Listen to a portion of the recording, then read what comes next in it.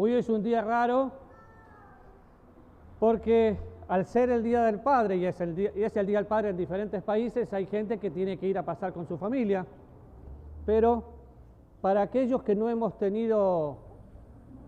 mi papá murió hace muchos años, prácticamente no me acuerdo de él, pero qué bueno es que podemos tener a Dios como nuestra imagen. Es muy interesante pensar lo siguiente. Hay personas que les cuesta tener una relación personal con Dios. ¿Saben por qué creo que es? Porque no han podido tener una buena imagen con su padre biológico. Entonces, cuando no tenés una buena imagen de intimidad con tu Padre Dios, cuesta mucho tener una intimidad con Papá Dios. Y cuando pensamos en Papá Dios, es interesante pensar porque es el soberano, claro, es el dueño de todo, por supuesto, pero también es mi amigo, es mi papá, es mi consejero, y podríamos hablar mucho. Ahora, yo estoy seguro que si haríamos una encuesta, el 50% de los que estamos aquí no hemos tenido una figura paterna para seguir, entonces buscamos un momento, alguien que sustituyó esa figura, por ejemplo, la persona que nos discipuló, o fuimos quebrantados y entendimos que Dios, que Dios es nuestro Padre y demás. Entonces, quiero que oremos juntos y veamos una palabra muy interesante que se ha utilizado mucho y a veces no muy bien. ¿Ahí? O sea, es como si tuviera una cosa eléctrica y me acerco y suena. Entonces, vamos a orar juntos. Le animo, ahí donde está, a cerrar sus ojos. Querido Señor, gracias en esta mañana, porque sos verdaderamente nuestro Padre, porque sos nuestro Dios, y porque hoy podemos recordar que en diferentes formas y lugares hay papás. Pero Señor, queremos honrarte a ti por ser el Padre Celestial, el que llegó a nuestras vidas, y orar para que llegues a la vida de todo aquel que esté cerca tuyo, en el nombre de Jesús. Amén. Bien, vamos a Marcos capítulo 14. Y estuve pensando mucho, no solo esta semana, sino varias semanas, y yo voy a decir una palabra y ustedes me van a decir el significado. ¿Qué significa Abba? A ver, fuerte, uno y después el otro. Padre, ¿qué más? Papito, ¿quién dijo papito? Esa es mi duda, porque resulta que durante muchos años yo decía Abba, papito, pero resulta que es una palabra aramea. Entonces, el castellano fue variando tanto que si yo le digo, Pito, ¿cómo estás?, es un saludo en la calle. Si digo papito puede ser algo cariñoso o no, todo depende. Pero esa palabra nosotros la hemos traducido por años como papito.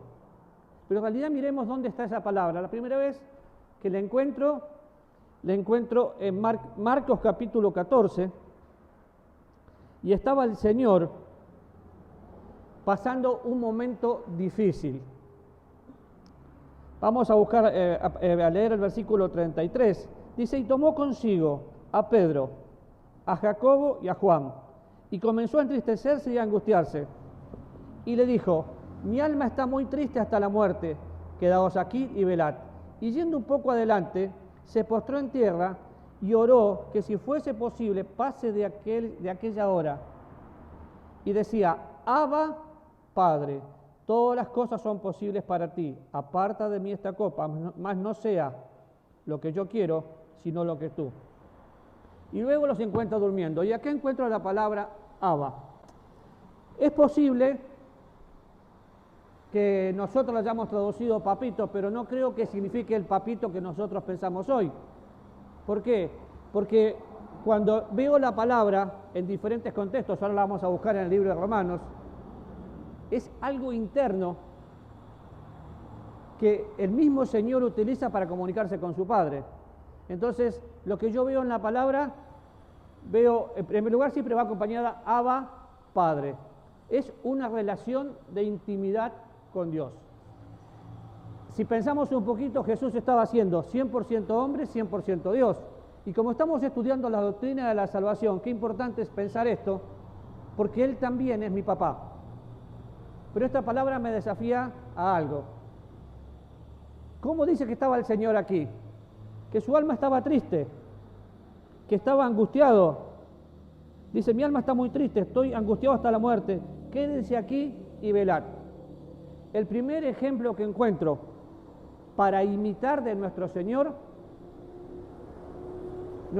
Dios, nuestro Padre, el Señor Jesús, y a veces hacemos esas diferencias que confundimos, pero Dios es papá, Jesús es Dios, aprendió a ser vulnerable.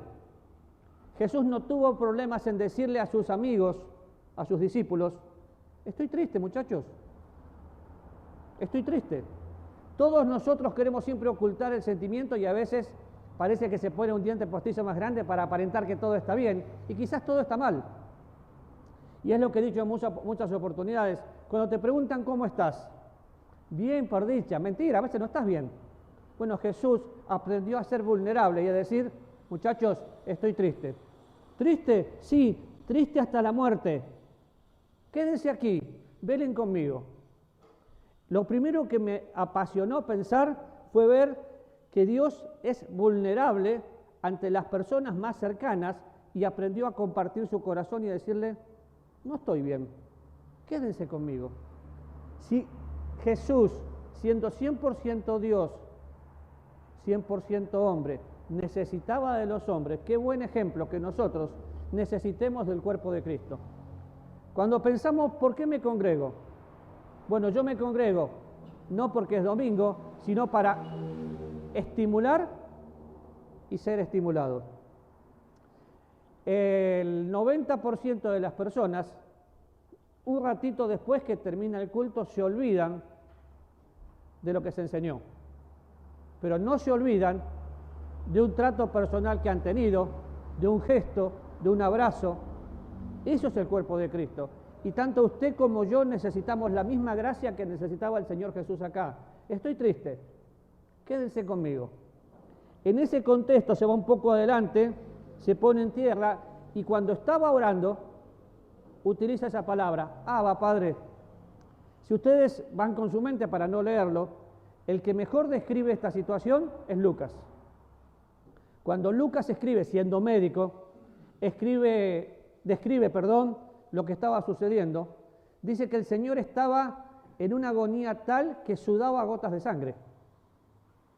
Hematodrosis, una situación difícil donde el corazón empieza a latir, donde los vasos sanguíneos se rompen, donde la presión es mucha, y en esa situación estaba. ¿Por qué? Porque Jesús sabía que poco tiempo después tenía que enfrentar la cruz. Y saben, todos los sacrificios que nosotros pensamos, bueno, lo latigaron, le hicieron esto, le hicieron aquello, el único sacrificio que valió la pena para mi salvación fue la cruz. Y Jesús sabía que estando en esa cruz, desde que subía en adelante, Él iba a ser maltratado, iba a ser muerto, y gracias a Dios resucitó. Pensamos un poquito en lo que Jesús podría haber pensado, bueno, voy a estar en la cruz, me van a clavar, me van a punzar la espalda, el costado. Él sabía lo que iba a pasar. Y la parte más difícil, cuando Él dice, Elí, Elí, lama sabactani, todo el peso de Él, pecado mío y suyo, estaba siendo cargado sobre Él, sobre su cuerpo. En esa situación es cuando Él dice, Abba, Padre, una relación íntima con Dios.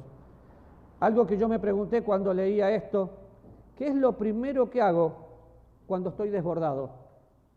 Cuando ya no puedo más. Y la Biblia dice que tengo que poner toda mi ansiedad sobre Él, porque Él tiene cuidado de mí. Y fue lo que hizo Jesús. Pero también la Biblia dice que somos un cuerpo.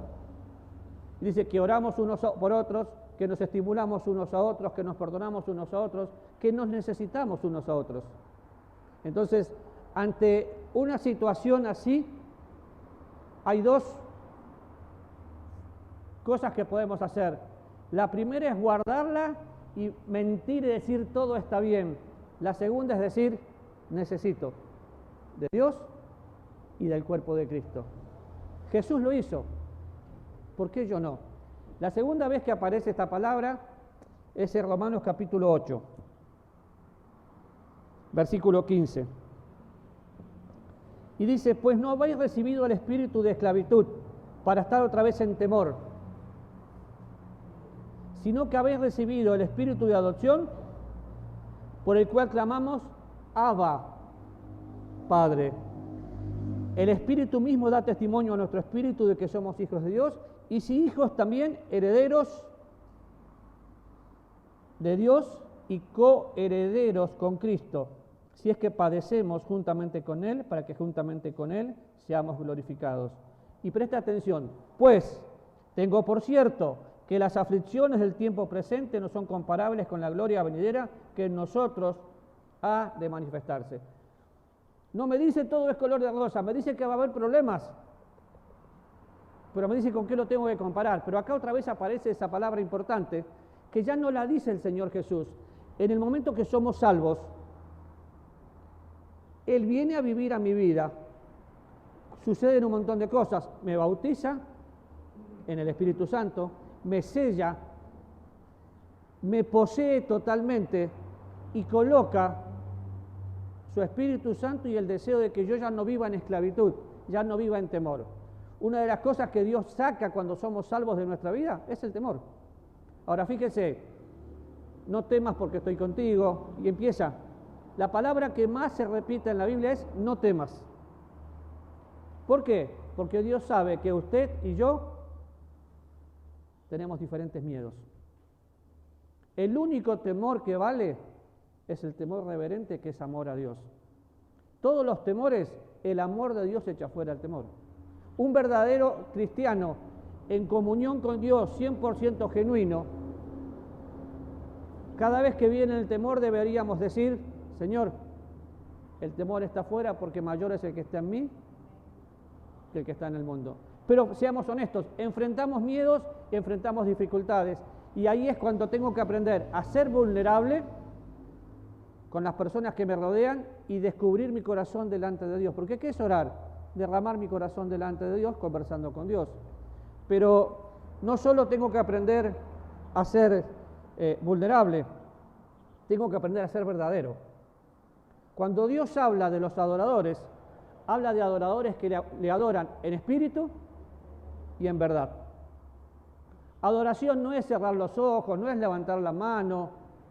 La adoración es la actitud de mi corazón que me lleva a disfrutar la presencia de Dios en intimidad. Eso es adoración. Donde yo puedo decir, Abba, Padre. Si le quiero decir, papito, está bien. En la intimidad, ¿cómo le dice usted a Dios? A mí me gusta mucho pasar un tiempo con Dios y expresar mi corazón. Hay personas que solamente oran con palabras difíciles. Y entonces empiezan a hablar de la expiación, de la sustitución, de la redención. Dios ya sabe todo eso. Lo que Dios quiere saber es lo que hay en mi corazón y que yo sea vulnerable.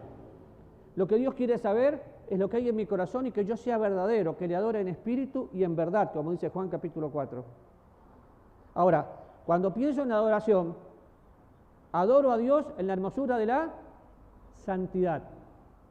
La adoración es un estilo de vida. Y yo tengo que ser la misma persona con ustedes cuando estoy aquí que cuando estoy en mi casa. No puedo cambiar.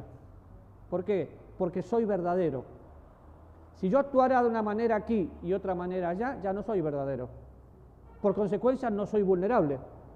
Entonces tenemos que aprender que delante de Dios somos todos iguales. Pero fíjense, Él envía a nuestro espíritu, Él envía a nuestros corazones el espíritu de adopción. Entonces clamamos, Abba, Padre. Después vamos a estudiar bien la palabra adopción, pero es cuando Dios nos coloca, ¿se acuerdan? Nos coloca no como niños, sino como mayores de edad para que podamos ser herederos y disfrutar la herencia. Por eso es importante, bueno, quiero ser vulnerable con Dios y con los demás. Si en este momento le preguntaran a usted cómo se siente, usted diría, muy bien, gracias, y quizás está mal. Ustedes ya escucharon esto, pero hace muchos años yo llego de Guanacaste muy descompensado de mi salud y con costo llegamos al hospital. Entonces, una doctora, a la cual respeto muchísimo como profesional, me interna y cuando llega a mi cama me dice, ¿qué tal, don Raúl, cómo está? Bien, gracias a Dios. ¿Y entonces qué hace acá? ¿Tenía razón la señora? Claro. Ella no quería escuchar una mentira, que yo estaba bien. Ella quería saber qué sentía yo, qué me dolía, qué síntomas tenía. Claro, no me voy a olvidar más de esa señora. No solo le respeto, hasta miedo le tengo. Porque me dijo después, usted es cristiano, no me mienta. ¿Saben que la mayoría de las veces no nos animamos a decirle al otro, vení, te necesito? ¿Cuándo fue la última vez que usted tomó un tiempo, como hizo Jesús, se fue con los íntimos y le dijo, te necesito? Oremos juntos. Ahora, para ser vulnerable tengo que ser verdadero. Y acá dice que el mismo Espíritu de Dios fue puesto en nosotros, echa fuera el temor, echa fuera la esclavitud. Y si ustedes se acuerdan, a ver si se acuerdan, ¿cuál es el mayor miedo que un cristiano tiene? Muy bien, David, te mereces un caramelo o mis frutas que están ahí. La libertad. ¿Por qué? Porque nos gusta vivir en temor y siendo esclavos de lo que la gente nos dice y no de lo que Dios nos dice. Sin embargo, Pablo dice que andemos en la libertad con la cual Cristo nos hizo libres y no volvamos otra vez sujetos al yugo de la esclavitud. Y acá habla de eso, exactamente de eso. Ahora, es la misma palabra que encontramos en Gálatas capítulo 4, versículo 6. Por cuanto sois, ¿qué sois? Hijos. Dios envía a vuestros corazones el Espíritu de su Hijo, el cual clama, Abba, Padre. ¿Y cómo sigue? Así que ya no eres esclavo, sino hijo. Y si hijo, también heredero de Dios por medio de Cristo. Un esclavo obedecía a su amo por temor. Nosotros podemos ser esclavos de Cristo por amor. Pero si se acuerdan del pasaje anterior, dice que las cosas que nos suceden no son ni siquiera comparables con la gloria venidera. Sin embargo, hoy nosotros miramos lo que nos sucede y pensamos que todo está mal. ¿Por qué? Porque aprendimos a mirar el presente pero no el futuro.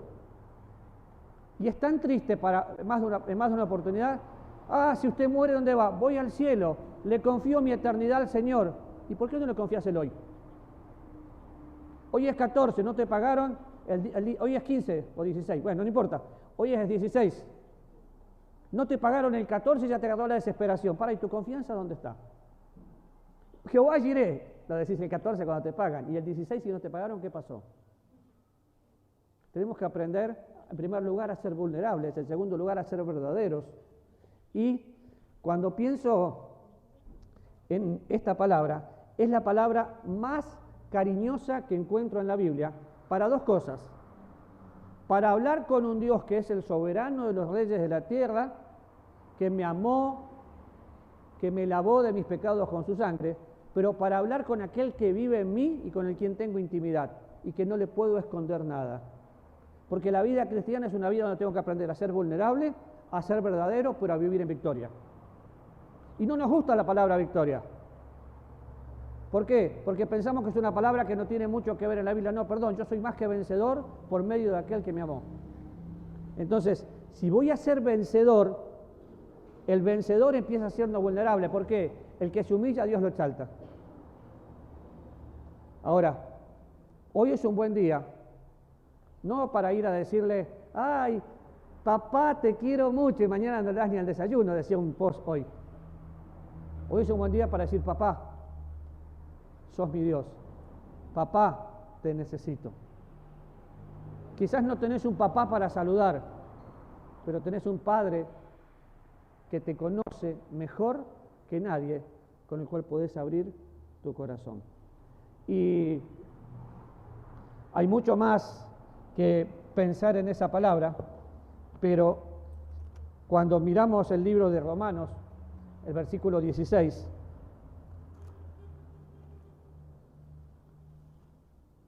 habla de lo que puede pasar en el futuro. Y yo no sé lo que va a pasar en el futuro. Solo sé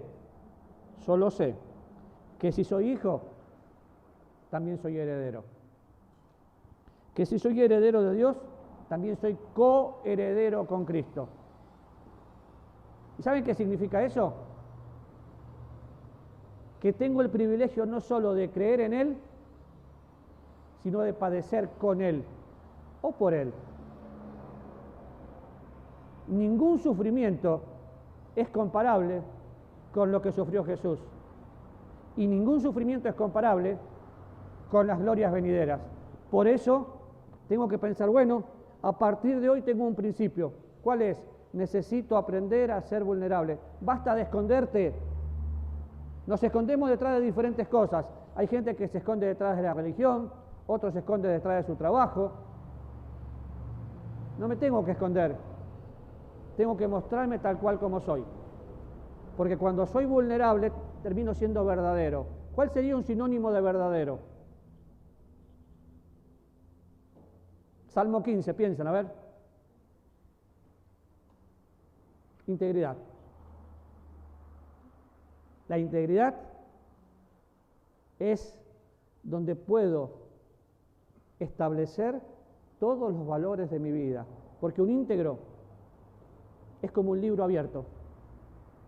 Se muestra tal cual como es. Y aunque jurando en daño suyo, no por eso cambia. Entonces, qué buen desafío que tenemos en esta mañana, donde ahora vamos a pasar un hermoso tiempo compartiendo como familia, saludando a los papás, pero acuérdese, necesito ser vulnerable, necesito ser verdadero, necesito ser vencedor o vivir en victoria. ¿De quién depende? ¿De Dios? No, de usted, de mí.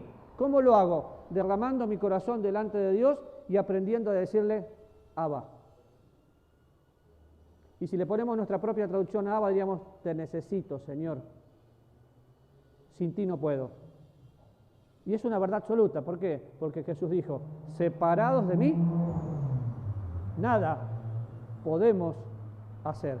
Entonces, vamos a seguir estudiando cada palabra, cada doctrina que tenga que ver con la salvación. Pero qué importante es entender esa relación que el Señor Jesús, siendo hombre, mostrándose como hijo, tuvo con su Padre. Y hoy no hace otra cosa que dejarnos un ejemplo para que sigamos sus pisadas. ¿Vamos a orar? Querido Dios, en esta mañana